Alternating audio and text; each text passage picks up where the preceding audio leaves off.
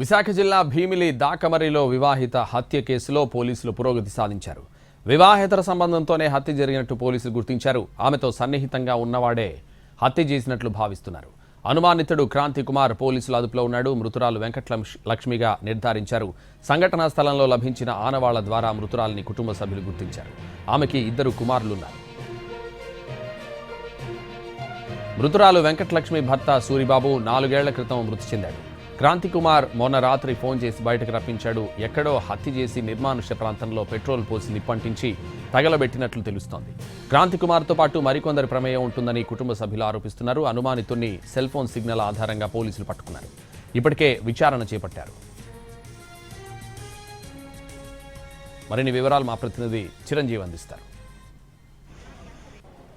విశాఖలోని Bheemili police station పరిధిలో దారుణం చోటు చేసుకుంది. ఒక వివాహిత అనుమానాస్పదంగా మృతి చెందింది. అయితే దీని వెనక ప్రస్తుతం పోలీసులు అయితే కేసు నమోదు చేసుకుని దర్యాప్తు చేస్తున్నారు. అయితే ఆమె గొంతు మీద కూడా ఎవరో పేక్ కోసినట్టు ఆనవాళ్లు కనిపిస్తున్నాయి. తర్వాత పెట్రోల్ పోసి తగలబెట్టినటువంటి ఆనవాళ్లు కూడా కనిపిస్తున్నాయి. ఈ ఘటన ప్రస్తుతం స్థానికంగా కలకలం రేపింది. ఈ ఘటన మీద ప్రస్తుతం మనతో మాట్లాడడానికి వాళ్ళ కుటుంబ సభ్యులు ఉన్నారు. వాళ్ళతో మాట్లాడే ప్రయత్నం చేద్దాం. చనిపోయిన మహిళ ఏమవుతారు మీకు? మా అమ్మగారు.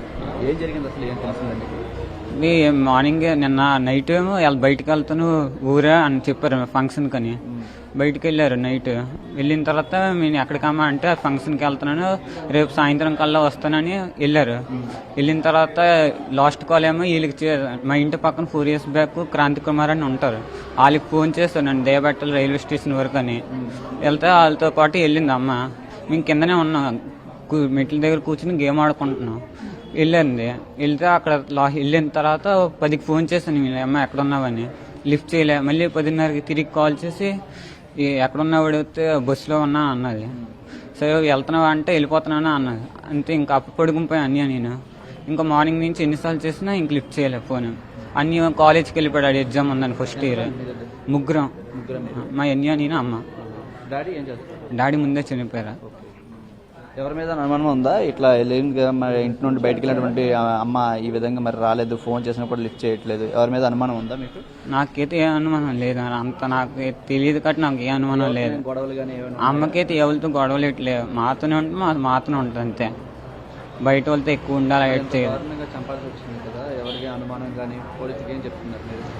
ఏం మరి పోలీసులే చూసుకుంటారు. నాకైతే తెలీదు. మరి చంపిన వాళ్ళు అలాగా వాళ్ళు చనిపోతారు. నాకు అదొకటి నమ్మకం అంతే. ఏదైనా దేవుడే చూసుకుంటారు అంతే. చెప్పండి, ఇప్పుడు చనిపోయిన ఆవిడ మీకు ఏమవుతారండి? అమ్మాయి అండి. మీ అమ్మాయి. ఎవరి మీద అనుమానం ఉందా? ఇట్లా నాకైతే తెలియదండి ఎవరి మీద అనుమానం. అంటే వీళ్ళు ఎక్కడ ఉంటారో మేము అక్కడ ఉంటాను. మాది గజితున్నారు. మాది ఏం చేస్తుంటారు ఇక్కడ? ఇప్పుడు ఏడ్చింది ఏదో షాపులో పని చేస్తుందండి. 2 పిల్లలు కూడా? 2 పిల్లలు. ఏం చేస్తుంటారు 2 పిల్లలు? చదువుకుంటుండ్రు. పెద్ద డిగ్రీ చదువుతుండు, ఈ 10th చదువుతుంది.